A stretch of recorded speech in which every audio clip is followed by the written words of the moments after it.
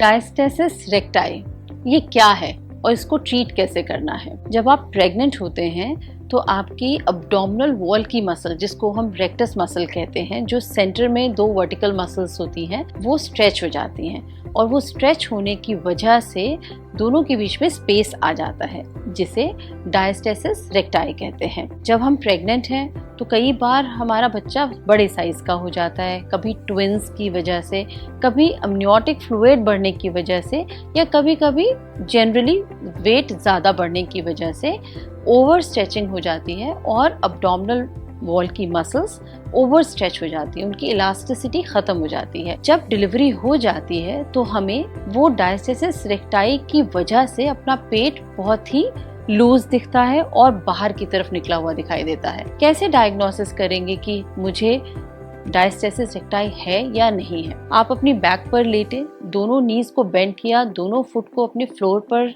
रखा और फिर हेड उठाया। जब आप हेड उठाते हैं तो आपका एक बल्ज अब्डोमिनल वॉल में दिखाई देता है।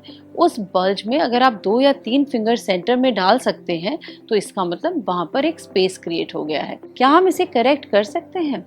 बिल्कुल कर सकते हैं। ये कोई बहुत बड़ी प्रॉब्लम नहीं है, मगर नॉर्मल डिलीवरी और सिजेरियन दोनों के ही बाद आपको एक 6 वीक्स या 40 दिन का रेस्ट पीरियड ज़रूर करना होता है। उसमें आपकी बॉडी रिकवर होती है, आपकी स्लीप साइकिल इम्प्रूव होती है। जब आप उस 6 हफ्ते को क्रॉस कर लेते हैं, उसके बाद नॉर्मल डिलीवरी के बाद आप कोर स्ट्रेंथनिंग एक्सरसाइजेस कर सकते हैं। बट सिजेरियन के बाद आप ये एक्सरसाइजेस 3 महीने से पहले बिल्कुल ना शुरू करें। अगर आपका सिजेरियन हुआ है तो प्लीज़ अब्डोमिनल बाइंडर बांधिए, जिससे कि आपके स्कार को सपोर्ट मिले।